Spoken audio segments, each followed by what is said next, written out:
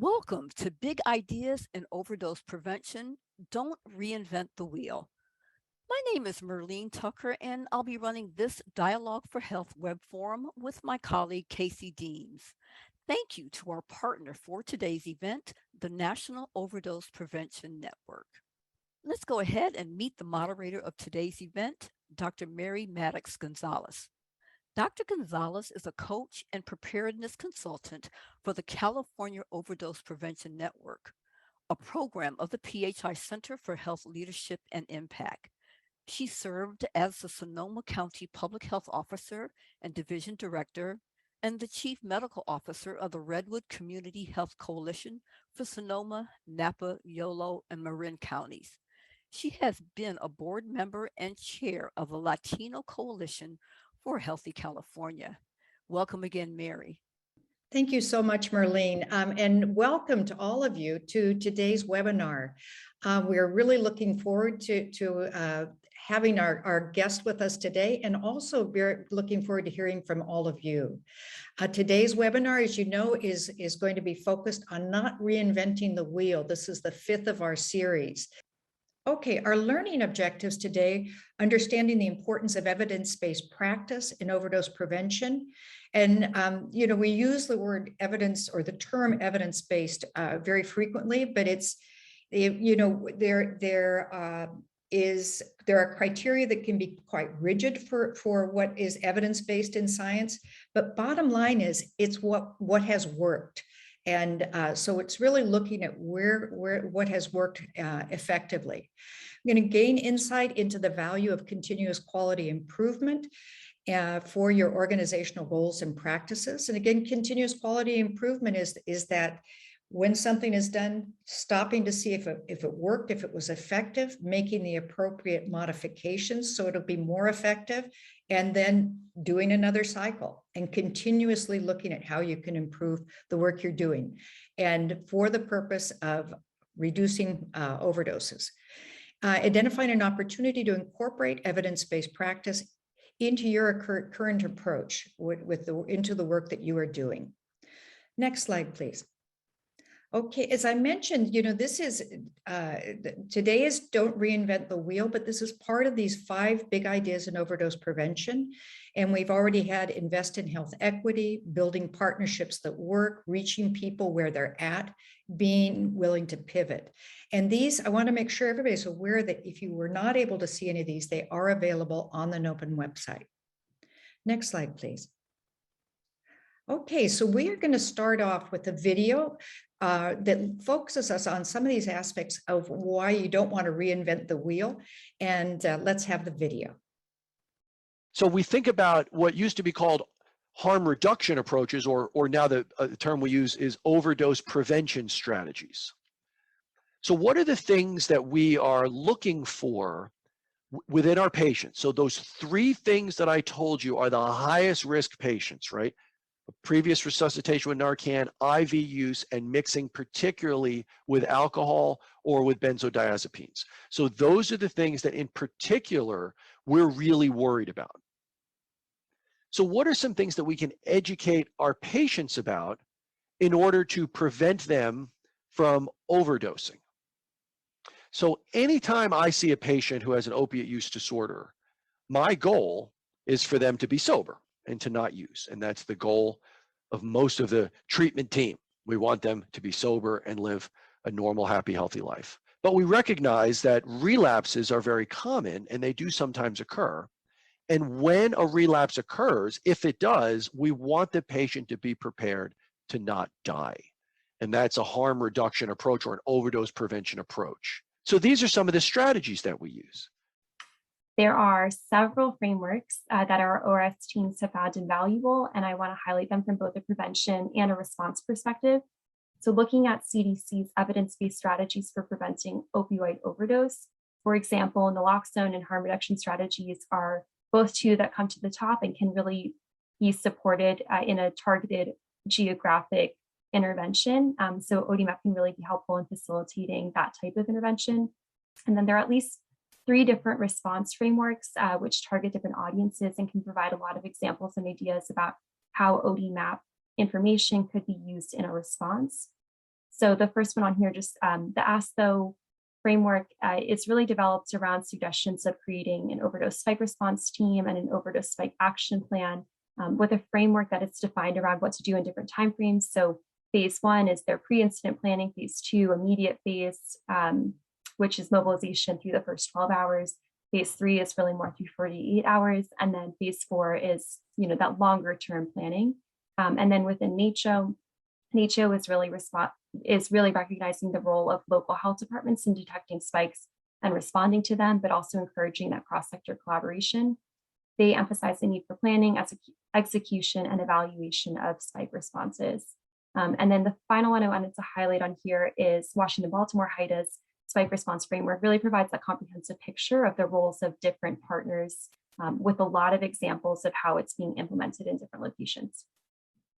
In the California Bridge model, with the low barrier to treatment, a connection to care and community, and a culture of harm reduction, we have found that with this model in place, for every 10 patients in the ED with opioid use disorder, 6 are willing to receive treatment and 4 are willing to engage in follow-up MAT care. The goal is for all 10 to receive take-home naloxone so that we can meet people where they are at, whether they're ready to engage in treatment or not, to increase the safety for everyone using substances in our community. Many look to prescribing naloxone as a solution. However, one study found that for patients at risk of overdose, only 11% were prescribed naloxone, and only 1.6 of those at risk actually filled their prescriptions. This is an unacceptable number in the face of an overdose epidemic. As community naloxone access points, EDs have many favorable features. They are always open, and they are mandated to treat everyone regardless of ability to pay. Now, if you think back to AIDS in the 1980s and the enormous stigma that existed, and where we are now, where AIDS is a treatable illness, there are 2 things I think that come to mind for me. One of them is how the medical profession mobilized around the availability of effective treatment and really helped save the lives of so many people. The Ryan White Act was so important to that. But the other is how that shift to a treatable illness with doctors standing up and just saying, like, I'll take care of you, really helped defang some of the stigma on HIV. Of course, there still is some, but there's a lot less than there used to be. And I really think that that can happen with the healthcare system. So I'm going to end with just some thoughts on how to accomplish that. And I think it's a combination of support, let's call that carrots, and penalties, let's call that sticks. And I think the carrots include resources and training and technical assistance for every level of the medical profession to do its job, to take care of patients with addiction, to be able to coordinate effectively with other kinds of treatment programs, to bring in multidisciplinary teams, to hire peer recovery specialists, to do things that really, make a difference for people. But then the sticks are the expectation that they will do that is part of medical practice, that failing to do that is just as a derelict as failing to take care of a patient with appendicitis or some other urgent crisis that could seriously affect them in the near future. There are people who go to emergency rooms, fail to get adequate treatment, go right out and overdose and die. And I think the opportunity to make sure that people have access to good treatment in every chance they get when they interact with the healthcare system is absolutely essential. It is frankly the kind of transformation that we did for COVID-19 should happen for overdose. I remember, I'll end with just one tweet that I saw from, I think, a clinician at Mass General who said, I'm thinking back to all the people who said it would be too hard for me to learn how to prescribe buprenorphine, who are now retraining as intensive care unit physicians in a week to take care of COVID. So we just need a little bit of that dust. We know that it can happen. We know that more support is needed. But if we can get the healthcare system there, I think the benefits will be enormous. And there are counterexamples that we can learn a lot from. So here I begin the global comparison part of my talk. If you look to France, which is often held up as an exemplar by advocates for buprenorphine treatment, buprenorphine expansion in the US, from this graph of buprenorphine prescriptions versus overdose rates in France, you see that in 1995, which is when buprenorphine was introduced in French primary care doctor offices as a treatment for largely heroin injecting immigrants, low-income people, a public health measure to protect them from HIV and overdose.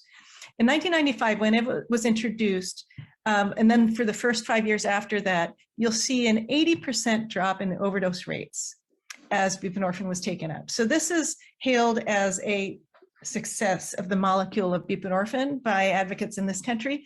But what advocates in this country often don't mention or don't know is that in France, buprenorphine was introduced in a very different context for a different purpose. So it was introduced as an overdose prevention and HIV prevention public health measure for low-income immigrant injectors, not as a profit-driven commercial product for a middle-class white market. So very different.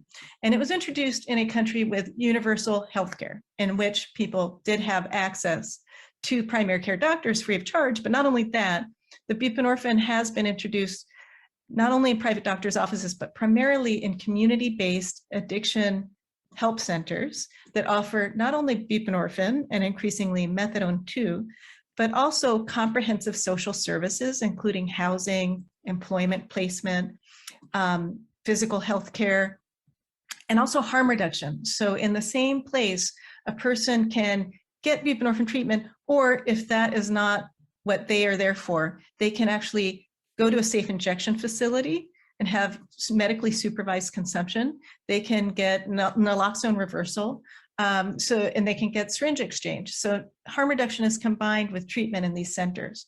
So a key driver of the epidemic is the substance use disorder. So we need to expand access to addiction treatment services. So this was a quote by Nora Volkov, the director of NIDA. So treatment is at the heart of this. Drug dependence generally has been treated as if it were an acute illness, but review of results suggest that long-term care strategies of medications and monitoring produce lasting benefits. Drug dependence, that's an old term, you can think of it now as a substance use disorder, should be insured, treated, and evaluated like other chronic illnesses. And that was from Tom McClellan, a former drug czar.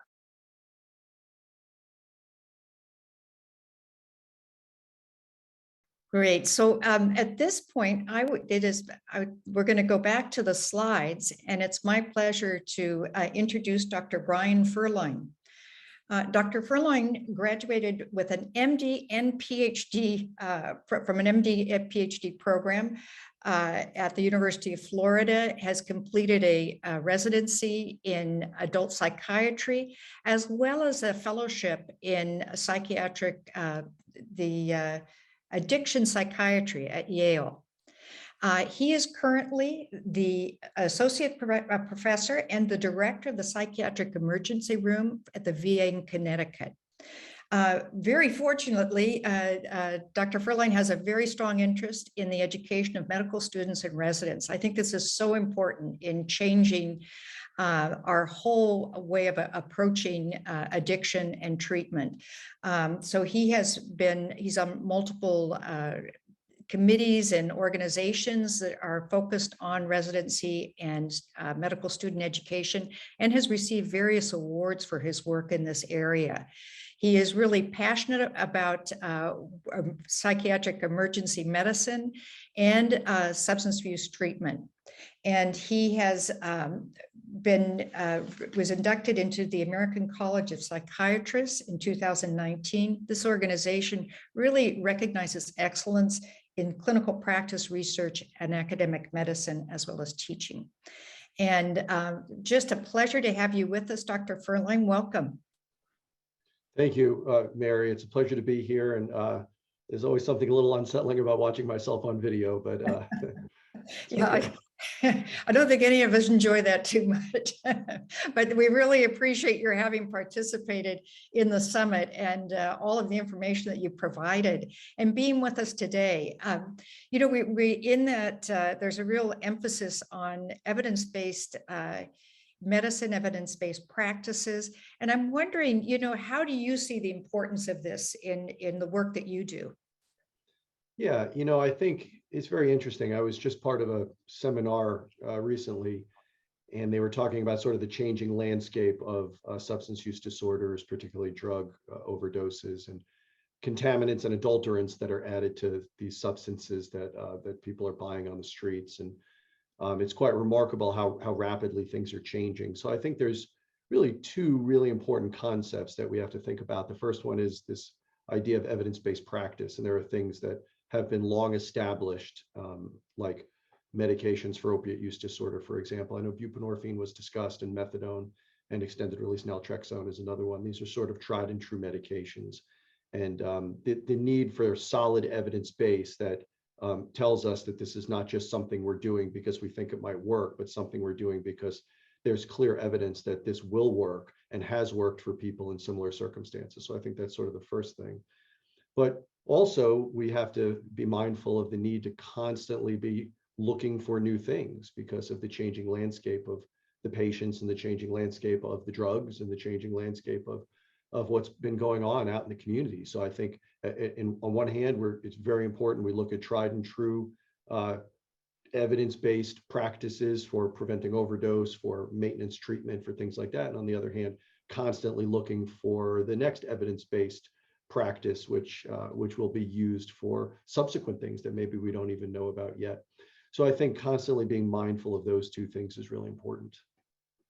Yeah, that balance between really basing our approach, whether it be clinically or community interventions, on what has been established with innovation, because it certainly, as you said, is a very rapidly evolving landscape, particularly with fentanyl and the multiple ripple effects of the fentanyl epidemic that's really out there at this point.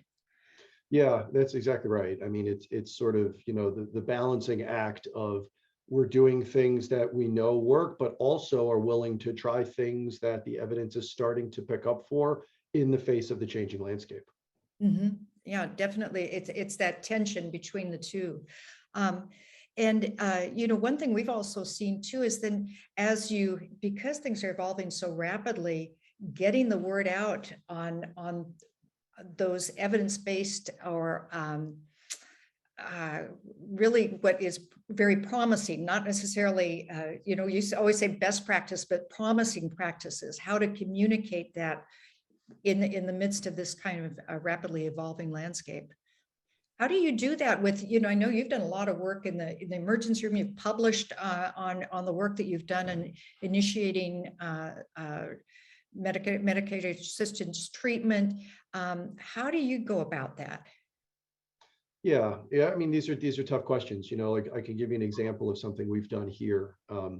So several years ago now, one of my colleagues over in the medical side, Gail D'Onofrio, published a study where she initiated buprenorphine in the medical emergency room for patients who were there following an overdose or with opiate use disorder, and showed pretty clearly in the data that even in a simple initiation of buprenorphine in a medical emergency room with a prescription performed much better than just simple, talking to the patient about the opiate use and doing a brief intervention that way.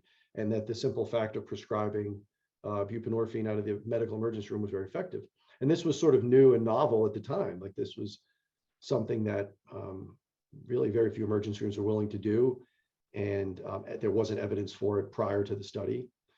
And buprenorphine, it's not easy to get doctors to buy into that, to become waivered for that. I think this was mentioned in the video. It's a process. And without an evidence base, people don't necessarily want to do that. So what we did here at the VA following that study over at Yale, and we recognized that there may be a place for that. And there is now this sort of evidence base based upon this study, that we had a big committee here of, I forget the exact name of the committee, the opiate use committee or the overdose prevention committee. It was a lot of us on the committee, mostly physicians from different areas of the hospital. And one of the things that we did was we decided the psychiatric emergency room was going to be a place that we were going to initiate buprenorphine. And we used sort of the outline of the study to say, this is the evidence, at least it's some evidence. It's not widely accepted because it's only one study and really no one's doing it yet. But we decided that we were going to take a chance and do it.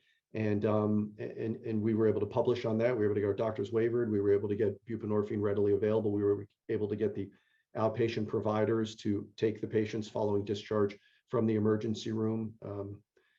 So that's an example of sort of having evidence, but not necessarily an evidence base that's clear and an evidence base that's solid, that's been around for years or decades. It's a new approach that is starting to take hold, adopting that, publishing it ourselves, getting the word out there even more, and propagating this. So now, last meeting I went to from the AAAP, the American Academy of Addiction Psychiatry, lots of people are doing this now. This is fairly widely accepted that buprenorphine can be initiated in both medical and psychiatric emergency rooms, and it is becoming more of a standard of care, which all started with this one study from my colleague across town, which does show you that, I think was mentioned, like with COVID and stuff, things can be done when there's this pressure and need to do them quickly. And I think the overdose epidemic we have would fit that. That's a great example, because certainly that is a widespread practice in California, I know, and many other states also. One thing we're seeing, we have numerous coalitions that are working in California in different counties in this area, but almost all of them do have some kind of provider network of MAT providers, and trying to connect folks at this point when things are evolving pretty rapidly too, before the publications are out even. But it's challenging, to make some of these changes where there are existing, for example, methadone treatment programs that have been around for so long, with the MAT, and bringing the two together. It takes both having the knowledge and also understanding the system, so that we can make those systems work across what have been pretty much silos before too. So that it's, yeah, you're right. It takes buy-in, so when I was trying, I have about 30 doctors who work in the psychiatric emergency room here with me, and mostly are moonlighting providers who come in and maybe work a few shifts a month, but they're not addiction psychiatrists. Many have a practice in something unrelated to substance use disorders, and may not ever prescribe buprenorphine in their practice, and don't really know much about it outside of what they learned in residency. And I had the task of trying to convince and motivate all of the doctors that they need to be waivered for buprenorphine, and that providing buprenorphine in the emergency room was something that was potentially very helpful. And that's not easy. Often people are resistant to change. People don't like to do new things. And we recognize that we do sometimes need to do new things. So the task of educating all of our providers, of explaining to them why are we doing this? What is the utility of this? How will this benefit our patients? And then also reaching out to all of our colleagues in clinic. Like you say, we operate in silos. I'm just in the emergency room. But if my colleagues in clinic are not willing to take the patients following the discharge from the emergency room and continue the buprenorphine prescription in follow-up, or if there are no providers available for follow-up, my prescription will only last so long, and the patients will not be, will not have treatment available to them, and that really won't serve the purpose either. So it's really about coordinating with a lot of people, educating a lot of people, getting buy-in from a lot of people to really make a system like this work. Yeah, definitely. And I think it's a good way to think of it, that it was not reinventing the wheel. Look, even in aspects of how can you foster collaboration.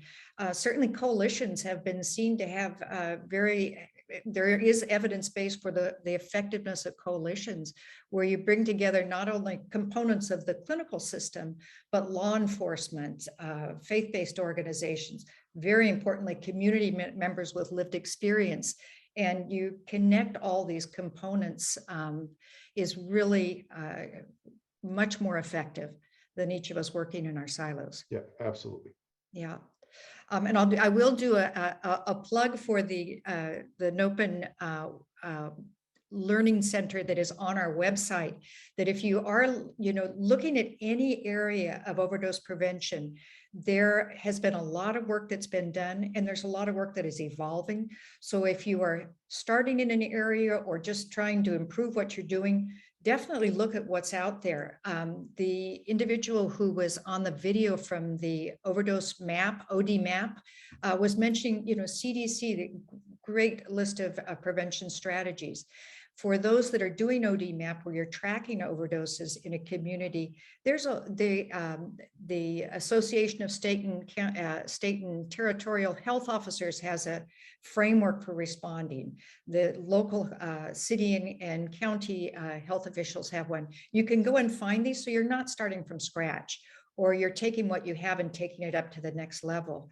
The other reason for not inventing the wheel is if you have a good practice, you can really bring that to scale too. We're finding in some of our coalitions, they now have gone from being a single county to being a regional and bringing these innovations up to scale, and ideally state and nationally. So, you've been involved in working with overdose prevention and working with addiction treatment for a long time. With the trends, we're seeing more overdoses. There was just an article about the disparities are getting greater in overdose deaths within our country. It can be very discouraging. Do you have some examples? What keeps you going? Do you have stories that have make you hopeful, experiences that make you hopeful? Yeah, that's a good question. When I teach about opiate use disorder in particular, there's a lot of bad news, right? Like, it's a deadly illness. People are dying of overdoses. The rates are going up. I think there's a few really good things. So first of all, the medications that we have. So when you think about overdose prevention, you think about responding to the overdose itself and trying to prevent the overdose itself acutely.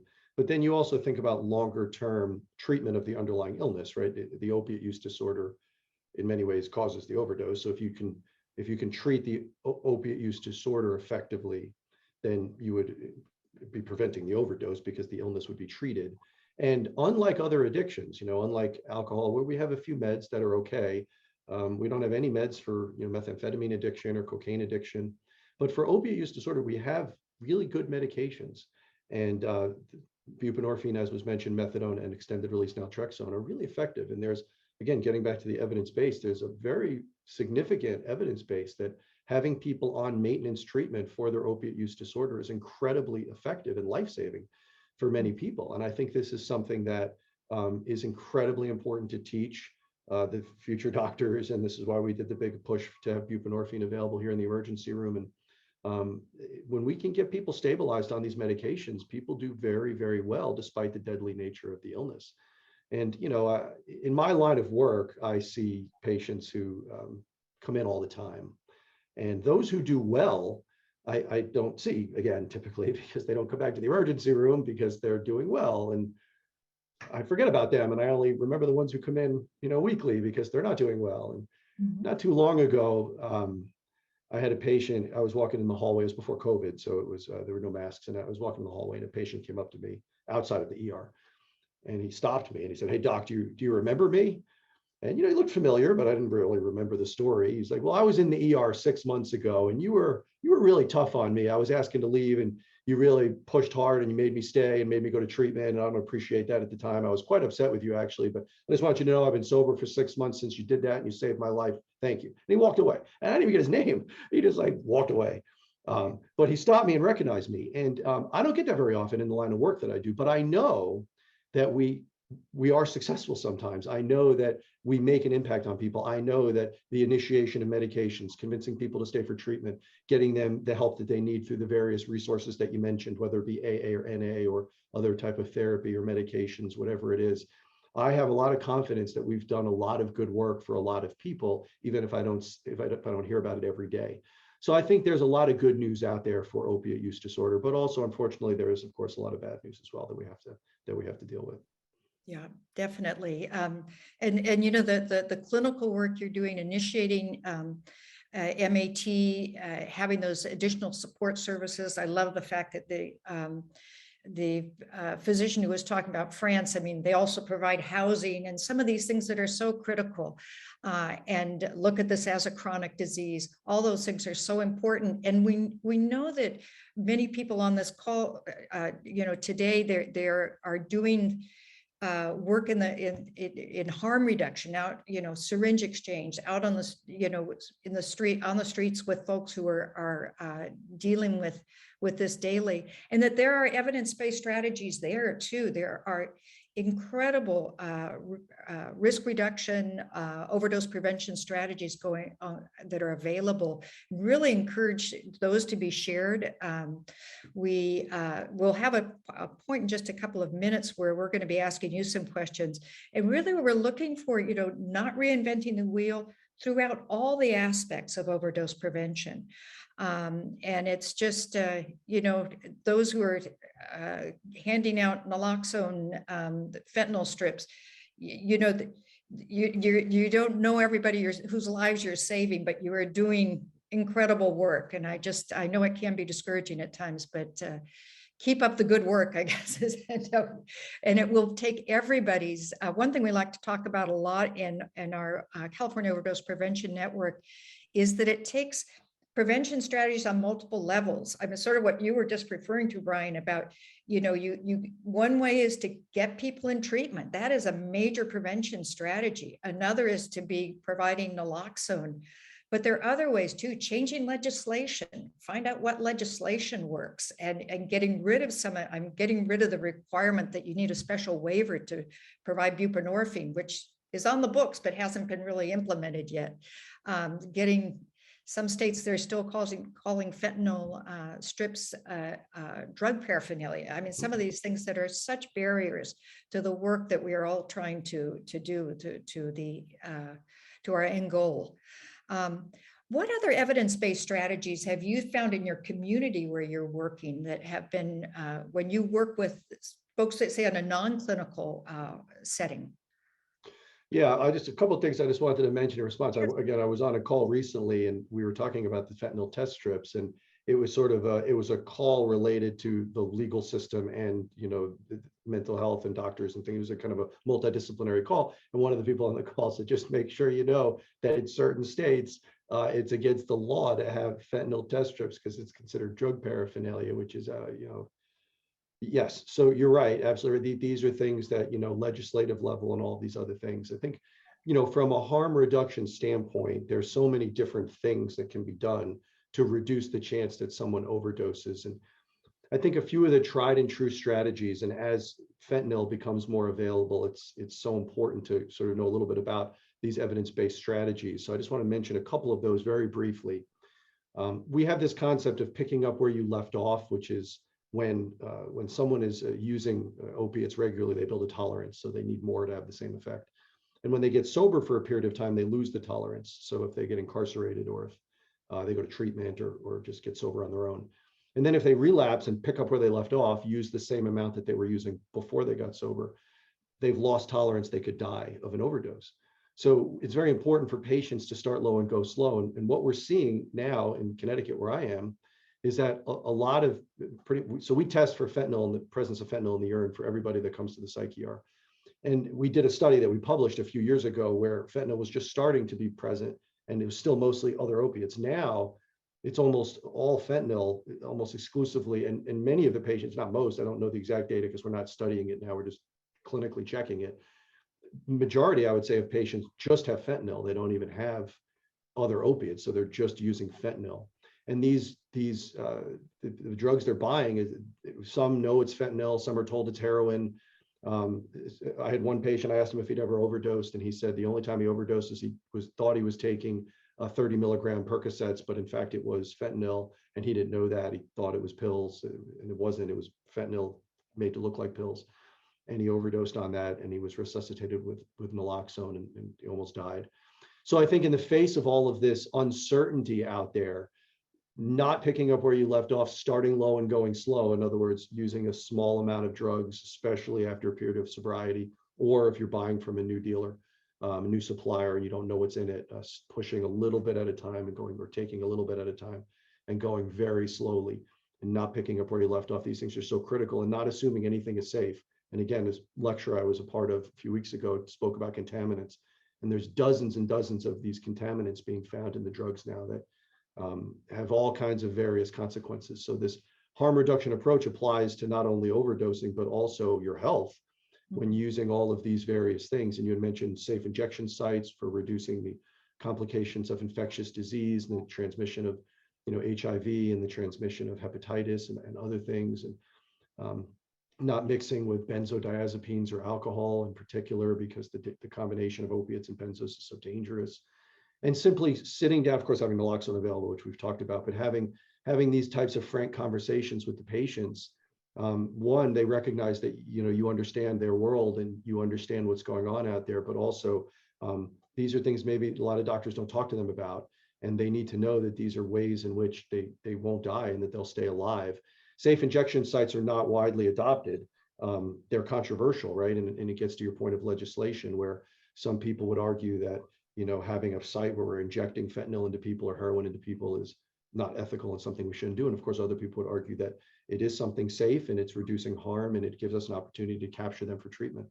So there's a lot of this still out there, and I think the world is rapidly evolving, but there's some tried and true methods for reducing the harm and reducing the chance of overdose. And we're seeing that here at the VA, we're seeing that in our community partners, and we're seeing that all over. And it's really important to be able to have these types of conversations with patients. Absolutely. Yeah, definitely. And, we have folks from all over the country with a lot of different backgrounds. So we're going to, I think we're going to switch at this point, and we're going to ask you, the audience, some questions. We want to hear from you, share your experience. You have a lot of experience that can help others keep from reinventing the wheel. So we're going to switch to another portion of our program where Brian and I are going to kind of look at your responses and ask you these questions and talk about this a little bit. Can I have the next slide, please? So when you've been listening to us, you have so much experience. How does your organization or your community avoid reinventing the wheel in your approach to overdose prevention? Do you have a way of saying, how are we going to approach this? How do we, how can we build on what is strong evidence or what others have done? How do you approach this whole idea of not reinventing the wheel? Sometimes you have to reinvent the wheel, but only when necessary. And if you just put your answers in the Q&A, we'd really appreciate that, and we can discuss this. We did hear from April Rivero, who's from Contra Costa in California. Their emergency medical services providers are administering buprenorphine in the field when they respond to overdose emergencies. She thinks this is also happening in New Jersey. It's an example of a best or emerging practice. Certainly, we're seeing this in several areas. EMS are just phenomenal partners in overdose prevention and been really helpful.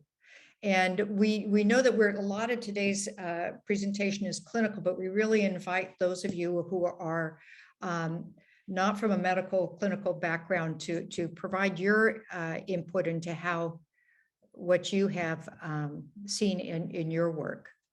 Yeah, and while people are typing, just to add to that comment, I think the most critical piece when someone is with you for an overdose, at least from an emergency room perspective, is we want to capture that patient and now get them into treatment. So that this is our opportunity. They presented to us, maybe not intentionally, right? They overdosed and were found and brought to us. So they're here with us. So we have an opportunity to make a change with them. We have an opportunity to sit down and talk to them. We have an opportunity to start them on a medication. We have an opportunity to educate them. So the naloxone piece is critical for saving the life and getting them to the hospital. And then we have to use that as a springboard to talk to them and get them into further treatment. That's a critical piece in that. It sounds like that's what they're trying to do over there in California. Yeah, definitely. Folks are saying, for example, going out and distributing Narcan. And then this comment that running out each day, unfortunately, we are experiencing a shortage of Narcan nationally. But just such important work. We're looking into using more of the injectable Narcan, naloxone rather, as given the shortage. Education, Katie Raffold. Looking at the latest research, trying to, Louisville, Kentucky, great, glad to have you on. You've had some difficulty with structural racism, definitely a huge issue in stigma and with substance use disorder and access to care. A failing criminal justice system, major issue in our country when it comes to the approaches to substance use disorder. Working with pharmacy associations to disperse naloxone kits. Following the science. Oh, you've implemented in Lynette, you're talking about a drug court in our rural community of 33,000 MAT, peer mentors, behavior and mental health, working in tandem with community corrections, great work, free Narcan vending machines. That's wonderful. We're seeing this begin to happen. Also some really great websites where you can just get Narcan, no questions asked, and avoid some of the stigma for those who are concerned about this. Real collaboration and partnership with providers who are serving similar populations have played a major role in not only providing more robust services, but avoiding duplications. Really another great reason not to reinvent the wheel. We don't need duplication. And as you can see, it's going to be hard to read all of these. You really look at what other states are doing, definitely, and France is a different, interesting, even go beyond our national borders to look. Let's see, overlap between ACEs, suicidality, and overdose, addressing root causes. Very important, Wendy, that you have a grant from NACCHO, great, the National Association of City and County Health Officers, to health officials to address this in the community. You're working with the county, provide naloxone, but it's buried deep in a partner's website. That's, yeah. Support harm, no materials are updated until elected official needs it. Oh, too many people checking out boxes of grants when the data shows harm reduction saves life. There is, it's a really important point that there is not just stigma for substance use, there's stigma for harm reduction, very significant harm reduction stigma, and that needs to be addressed. Clean needles, stigma coming up again, a huge issue. I'm going to go on to the next question because we do have a couple of them, but collaborating with state organizations, pharmacy tech, one-on-ones with patients, incredibly important. Working with your sheriff's office and paramedics to distribute Narcan, fantastic.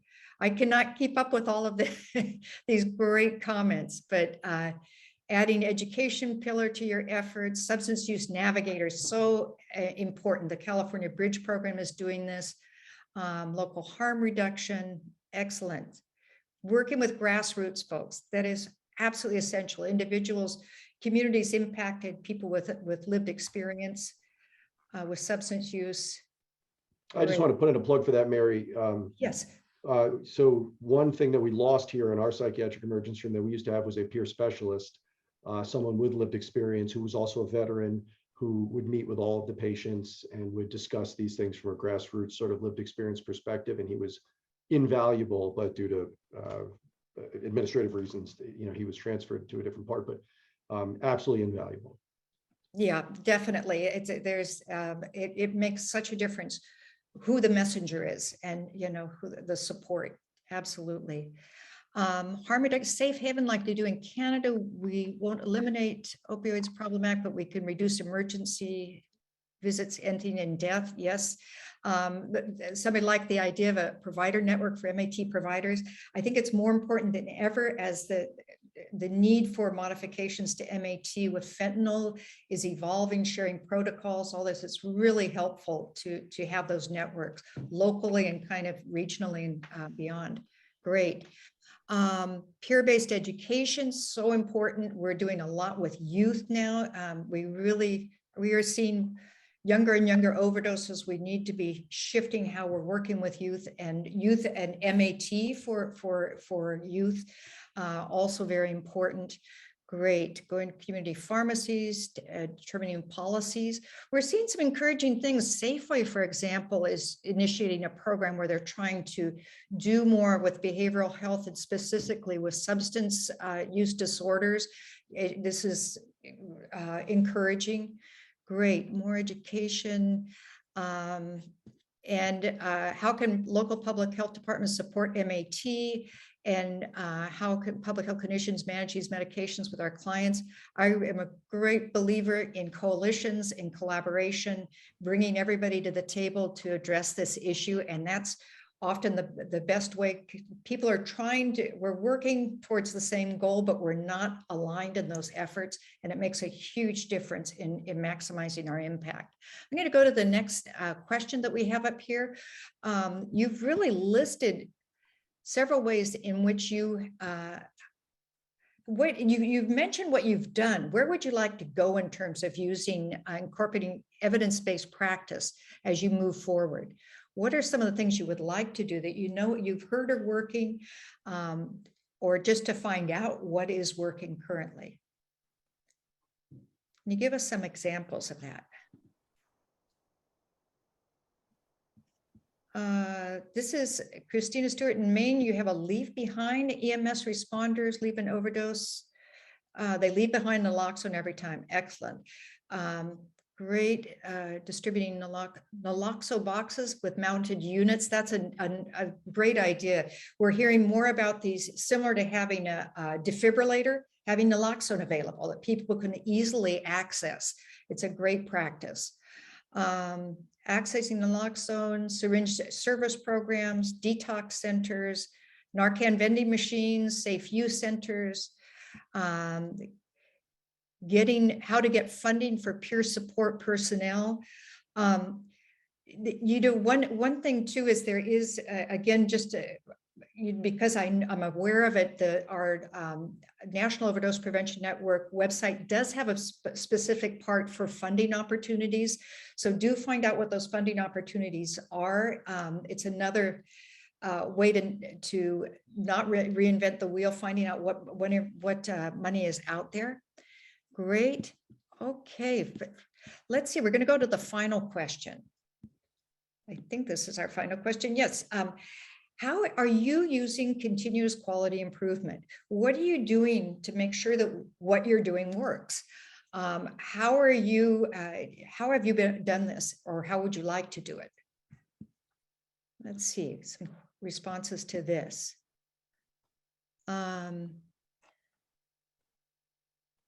You have a staff member riding along with local police to follow up on somebody who was recently revived with naloxone. Great, taking advantage of that moment in time. Wait, this is great. California recently came out with Medi-Cal certification for peer support specialists. That's excellent, because really we're seeing this with community health workers. You really need the funding to make these things work, and recognition that this works. As unfortunately, our healthcare system does not, the way it's funded does not necessarily support always what works, and we need to change that to make these things billable. Mobile MAT, fantastic idea. Quick response team following up on those overdose within 72 hours, connecting to resources. We need to make sure that you're maximizing reimbursement for services. And that's a policy issue too, making sure that things such as peer support is something that gets funded. Hospital I work with is a very conservative. I'd love to bring more initiatives as true harm reduction, kits with clean syringes, or a free naloxone more accessible. Yeah, that is a challenge, that with, again, the stigma around harm reduction.